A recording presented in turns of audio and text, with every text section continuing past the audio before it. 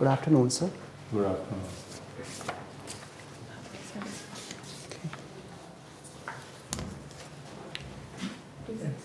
Thank you sir. Raviraj, yes sir. अपना introduction दीजिए। Sir मेरा नाम रविराज है।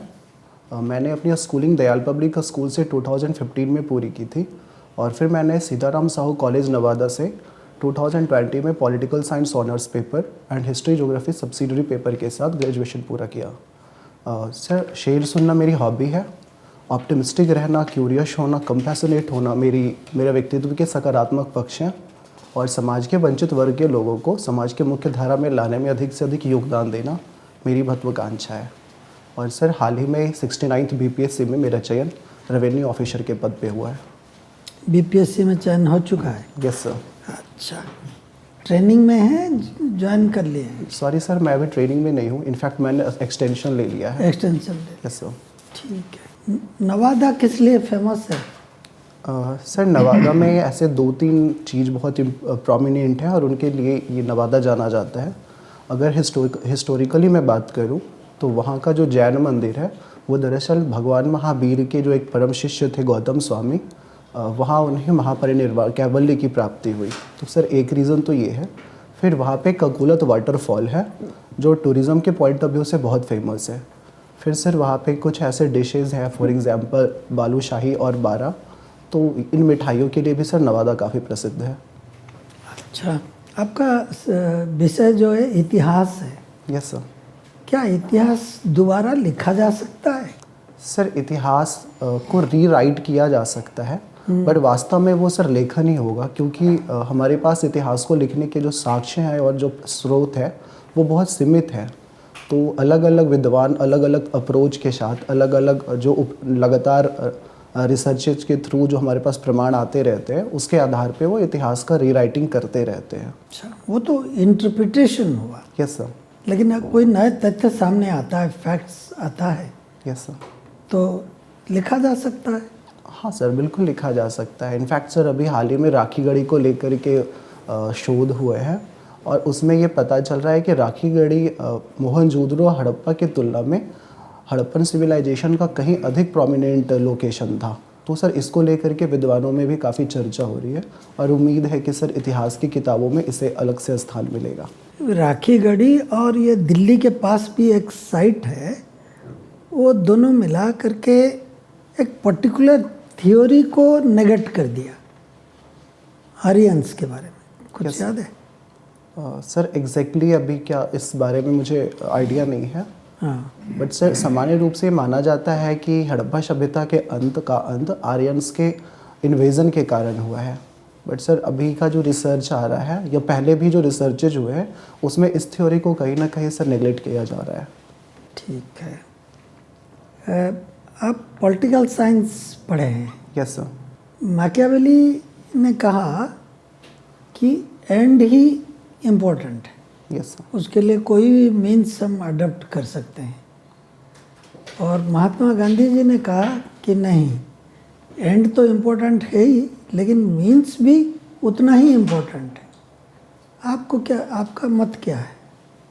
सर यहाँ पे मैकियावेली के कंपैरिजन में मुझे महात्मा गांधी जी के जो विचार हैं कहीं अधिक बेहतर प्रतीत होते हैं। पर ओवरऑल मुझे लगता है सर कि हमें प्रैग्मेटिक अप्रोच के साथ चलना होगा और लार्जर कॉन्टेक्स्ट में चीज़ों को देखना होगा। अगर कहीं पे एंड ज़्यादा इम्पॉर्टेंट है तो मीन्स अगर आपको थोड़ा सा कम करके देखा जा सकता है। बट सर इस क्रम में हमें ये ध्यान देना होगा कि हमारा जो माध्यम है या जो हमारा साधन है वो भी बहुत ज़्यादा गलत ना हो जिससे उसका नकारात्मक प्रभाव समाज के बड़े वर्ग को न झेलना पड़े। ठीक। वीडियो में आगे बढ़ने से पहले यूपीएससी का रिजल्ट आ चुका है। अनअकैडमी की तरफ से सभी यूपीएससी एस्पिरेंट्स को हार्दिक बधाइयां और इस खास दिन को सेलिब्रेट करने के लिए हम लाए हैं अब तक का सबसे बड़ा ऑफर। प्रीलिम्स 2026 की तैयारी सिर्फ 19,999 में और साथ ही मिलेगा 12 महीने तक का फ्री एक्सटेंशन भी। इंडिया के टॉप एजुकेटर्स और बेस्ट कंटेंट के साथ ये है अब तक का लोवेस्ट प्राइस। तो देर किस बात की, आज ही एनरोल करें। आईएएस बनने का पहला कदम आज से। लिंक डिस्क्रिप्शन में है। Enroll now. Ravi Raj, yes sir. आप ऑलरेडी सेलेक्ट हो चुके हैं बीपीएससी में, बहुत अच्छी बात है, बधाई हो। Thank you sir. Revenue officer कब ज्वाइन करेंगे? सर 10th ऑफ फरवरी तक मेरा एक्सटेंशन का पीरियड है, उसके बाद। ओके, आपका इंटरव्यू कब है? Sir 3rd of February. Okay, alright. आपने इतिहास की अच्छी खासी पढ़ाई करी है, तो इतिहास के बारे में बिहार बहुत ही सौभाग्य से रिच रहा है यस सर। इतिहास में, Yes, जो कुछ भी हुआ है वहाँ। बट आजकल के मॉडर्न कॉन्टेक्स्ट में बिहार उतना जितना कि इतिहास में रिच था वो अब नहीं रहा। तो एक या दो आप मुझे को मेन फैक्टर्स बताइए, रीजंस क्यों फ्रॉम रिच सिविलाइजेशन या very flourishing culture and regimes अभी जो स्थिति बनी है, ऐसा कैसे हो गया?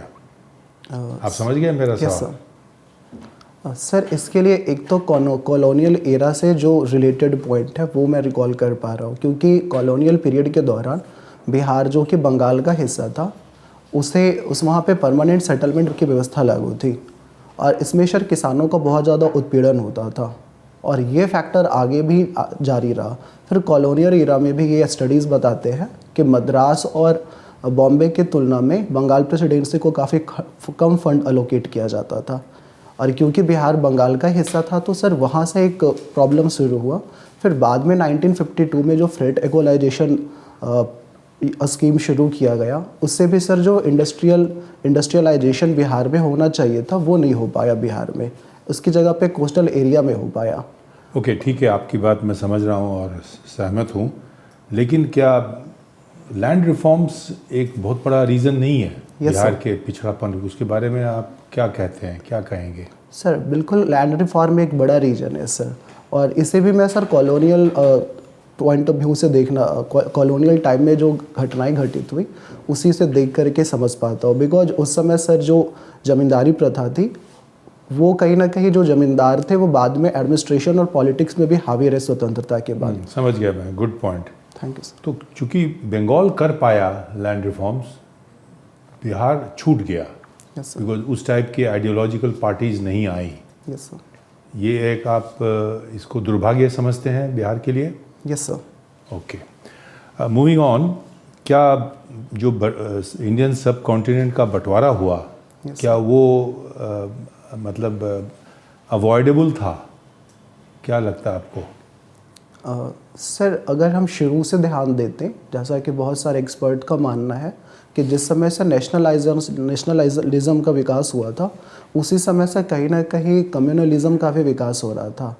तो सर ऐसे में अगर हम नेशनलिज्म के साथ साथ कम्युनलिज्म को रोकने पर बल देते तो ये सर अवॉइडेबल होता।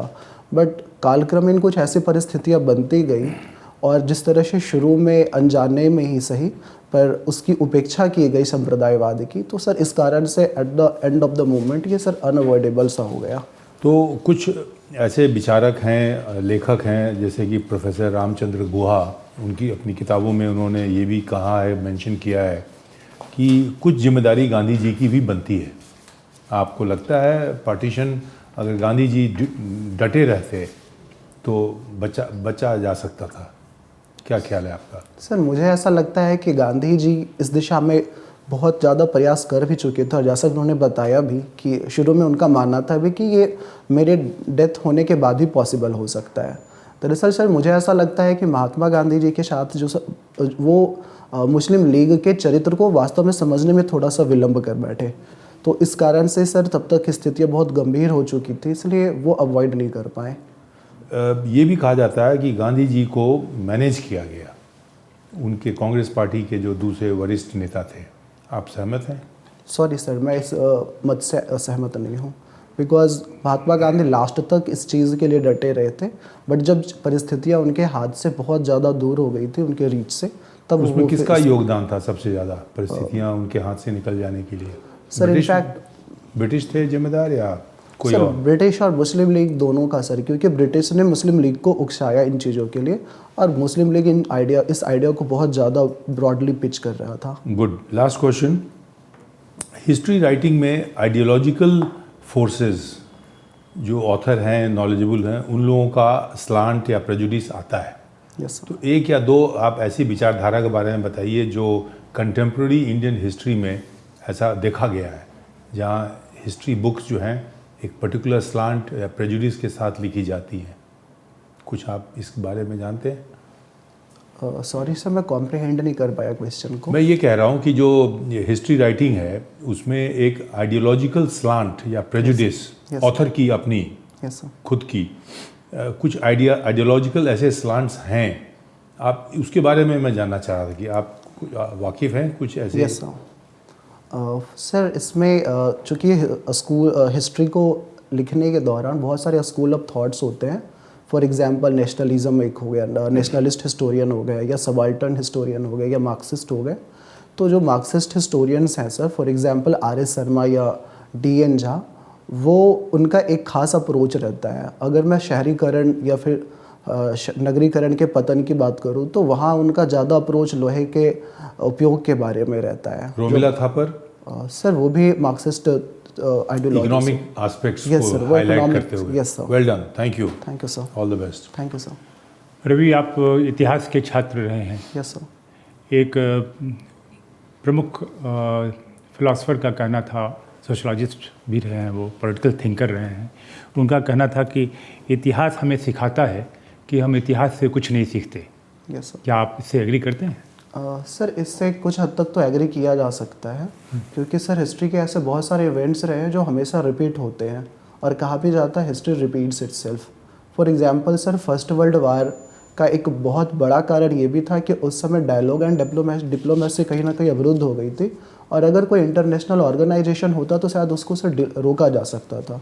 इसी के आधार पे फर्स्ट वर्ल्ड वार के बाद लीग ऑफ नेशन की स्थापना की गई, लेकिन सर वो भी विफल रहा और सेकेंड वर्ल्ड वार घटित हुई। और सर उसके बाद फिर यूएनओ की स्थापना तो हुई, लेकिन यूएनओ सर अभी अपने काम को इस पॉलिटिकल एस्पेक्ट में अच्छे से नहीं कर पा रहा है। तो सर कुछ हद तक तो कहा जा सकता है, but at the same time sir हमें ये भी एक्सेप्ट करना होगा कि हमने हिस्ट्री से बहुत कुछ सीखा भी है, और इस कारण से अपने जीवन को बहुत बेहतर भी बनाया है।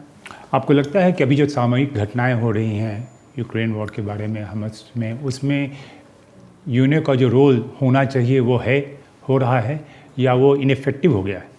सर अगर ब्रॉड पर्सपेक्टिव में देखें तो यूएनओ का रोल अभी भी बहुत ज़्यादा प्रासंगिक है, जो सोशल क्षेत्र में या आर्थिक या दूसरे कल्याणकारी क्षेत्र है वहाँ पे।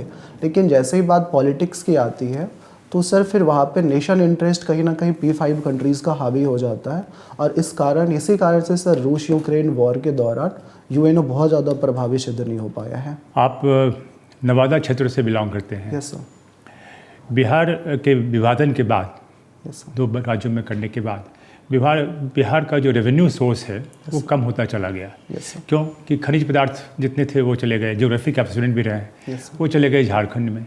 उसके बाद से नशाबंदी लागू हो गई बिहार में, तो बिहार को काफ़ी रेवेन्यू का लॉस हुआ।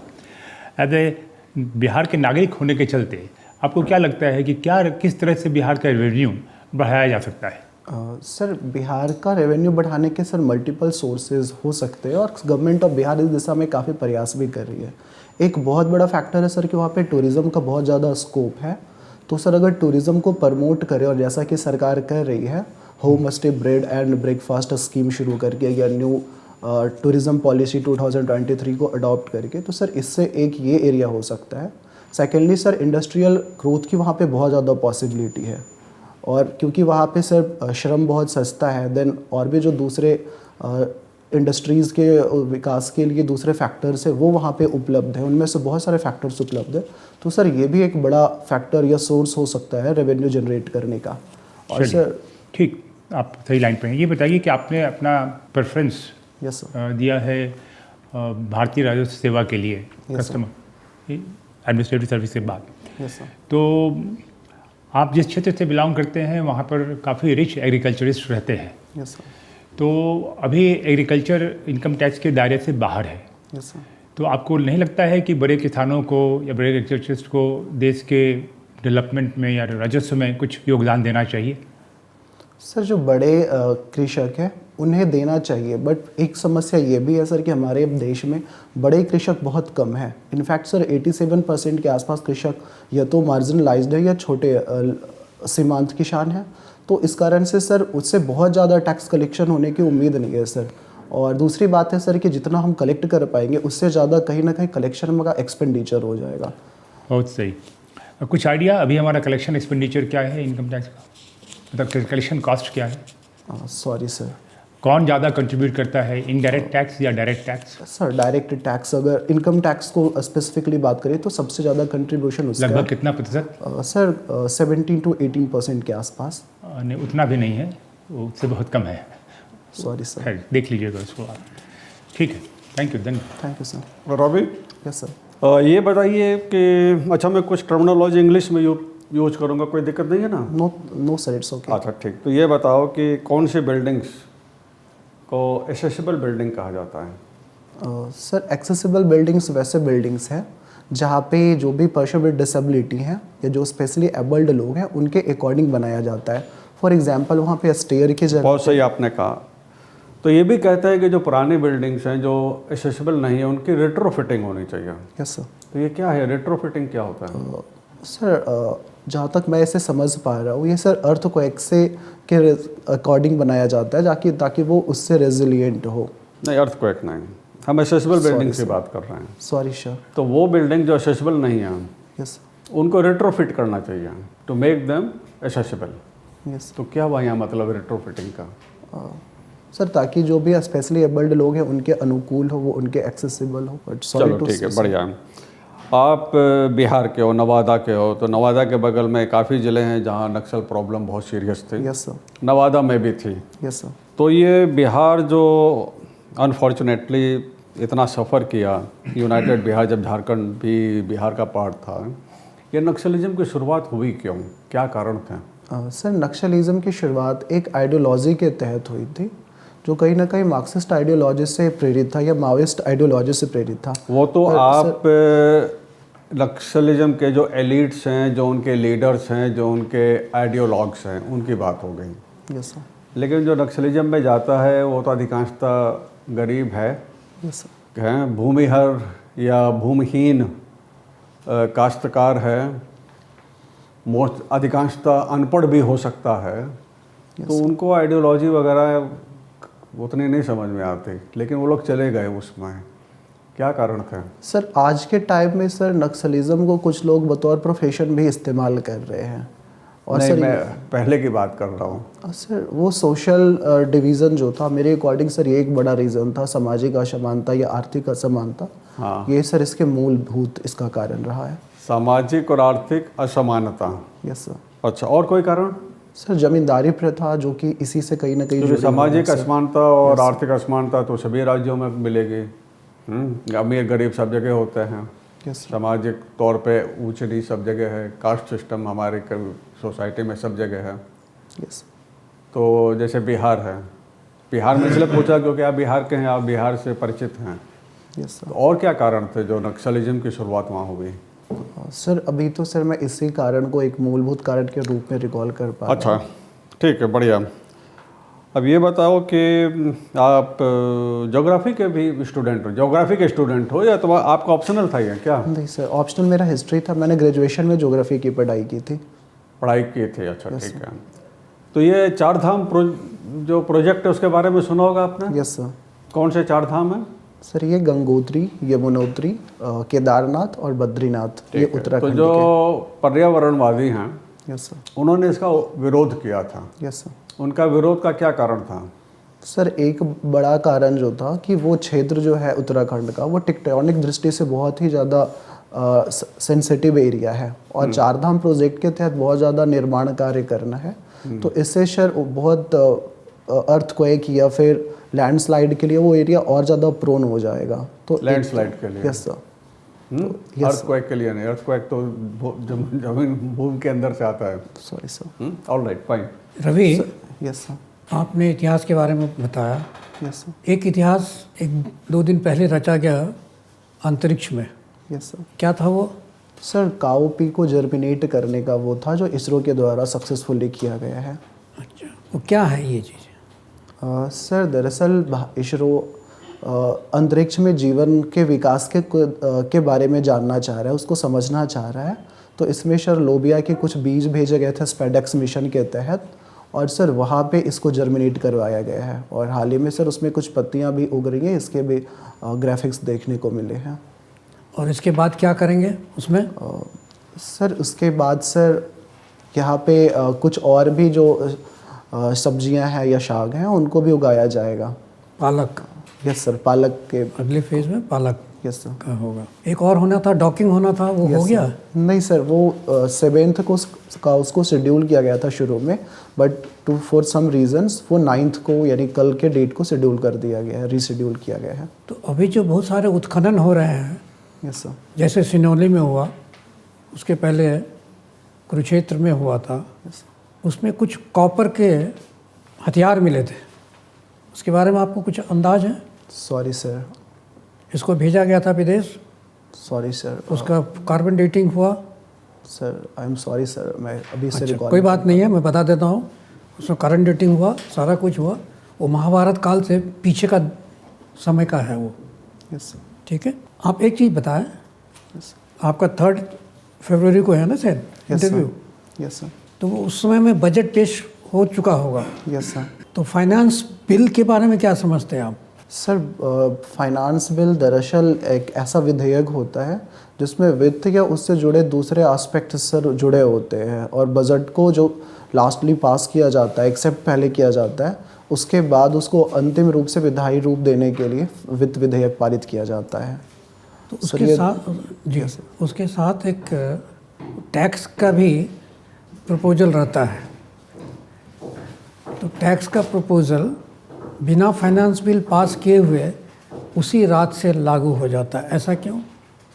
सर इसके लिए आई थिंक सर जो एक लेखानुदान वोट ऑन नो अकाउंट होता है सर, इस टर्म को मैं अभी रिकॉल नहीं एग्जैक्टली कर पा रहा हूँ, वो सर क्योंकि बजट पास करने में काफ़ी टाइम लग जाता है, तो उससे पहले का जो पीरियड होता है उस पीरियड में गवर्नमेंट के एक्सपेंडिचर को फुलफ़िल करने के लिए वो पास किया जाता है सर।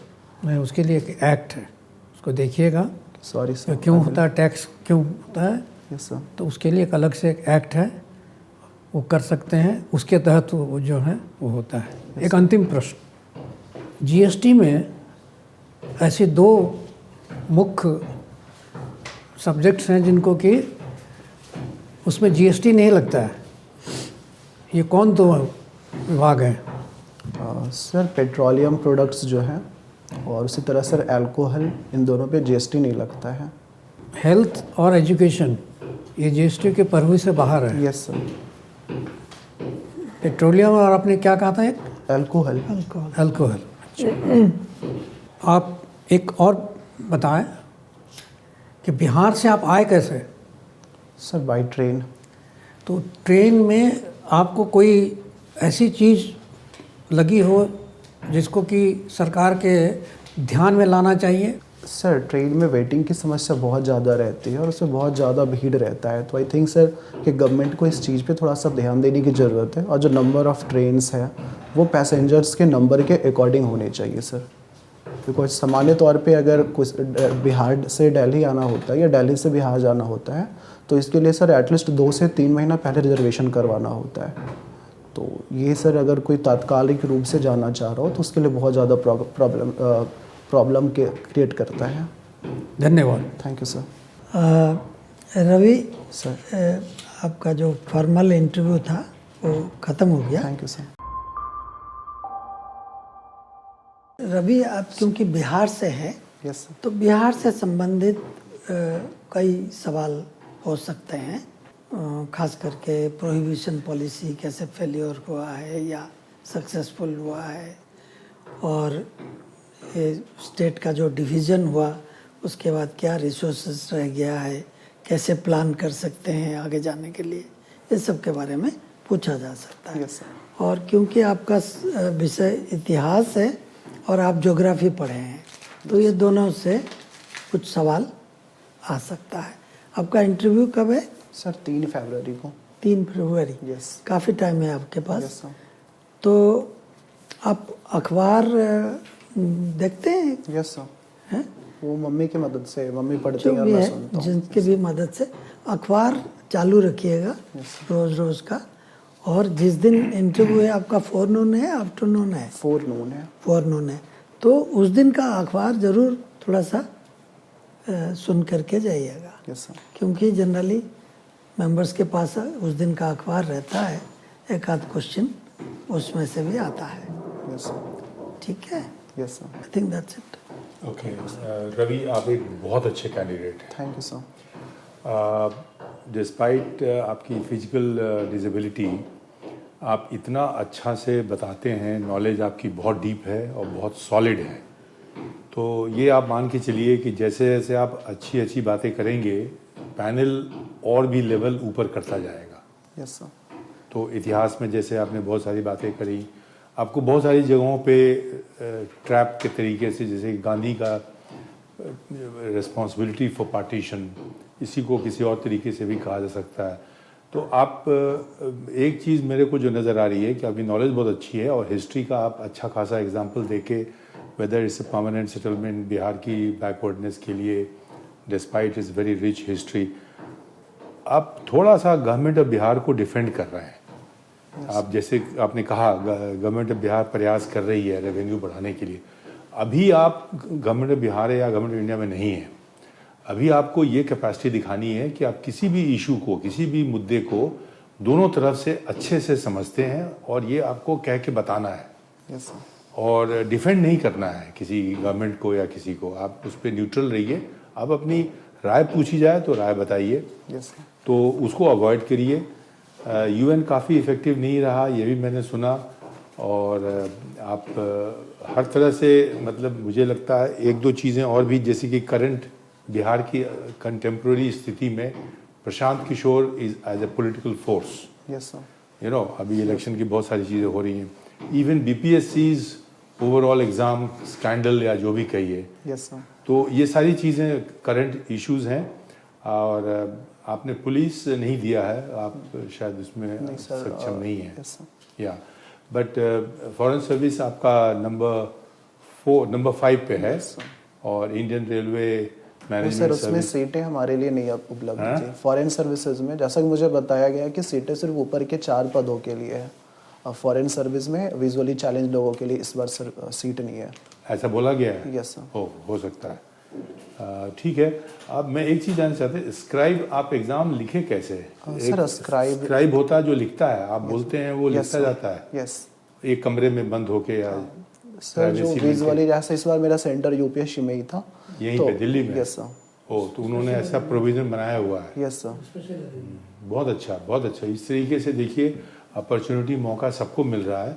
और एक जनरल सहानुभूति या आपके लिए पॉजिटिव फेवर पैनल को होगा, तो आप तैयार रहिए। पैनल भी लेवल क्वेश्चंस का बढ़ाते जाएगा, तो टू चेक एंड प्रोब आप कहाँ तक जाते हैं। बहुत अच्छा किया है, मेरा पूरा उम्मीद है कि you will do a good job. Thank you sir. Thank you. आपके कॉम्पिटेंस के बारे में जो हमारे प्रीवियस पैनलिस्ट ने किया है, मैं उसका समर्थन, मतलब बिल्कुल सहमत हूँ उससे। और कुछ बातों को आपका ध्यान रखना होगा कि आपका साक्षात्कार 3 फरवरी को है, उसमें तक बजट आ गया रहेगा। Yes sir. तो बजट से संबंधित जो कॉमन टर्मिनोलॉजी है, जो उससे संबंधित है, या उसमें क्या क्या प्रोविज़न है, तो उसका थोड़ा सा ध्यान रखिएगा। बहुत डीप नहीं, लेकिन एक ग्रेजुएट को जो जानकारी चाहिए, अलर्टनेस चाहिए उसके संबंध में। और आपका प्रेफरेंस भी उस सर्विस के लिए है।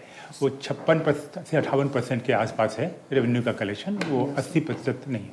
तो जिस बारे में आप बिल्कुल श्योर नहीं हो, तो उसमें कह सकते हैं आपकी क्या मैं गेस कर सकता हूँ, लेकिन गलत बहुत कॉन्फिडेंस के साथ कहना सही नहीं होगा। यस। तो ये सब चीज़ें थोड़ा सा ध्यान में। अदरवाइज आप योर फिट का बहुत सही हैं आप। आपका चयन डिपेंडिंग अपॉन कि कैसा हुआ है रिटर्न में, वो अवश्य लगता है। Thank you. धन्यवाद। Thank you sir. Ravi, yes sir. आपसे बात करके बहुत अच्छा लगा। Thank you sir. और आपके जवाब जो थे काफ़ी संतुलित और कंटेंट वाइज भी काफ़ी अच्छे थे। इतना ध्यान दीजिए कि जैसा आप बिहार के आते हो, तो बिहार से संबंधित जो इशूज हैं जिन पे प्रश्न पूछे जा सकते हैं, उन पे थोड़ा और अच्छी तैयारी कर लो, यस सर। ताकि जो आप जवाब दो वो ज़्यादा कन्विंसिंग हो। Yes sir.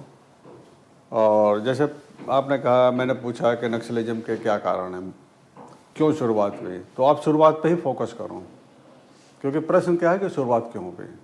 तो आपका जवाब जो फोकस्ड होना चाहिए शुरुआत पर। आज क्या हो रहा है, urban Naxalism, this and that, ये तो आज की बात है। तो प्रश्न को देखो कि प्रश्न में कहाँ पर इम्फेसिस है और आपका आंसर उस इम्फेसिस पर केंद्रित होना चाहिए।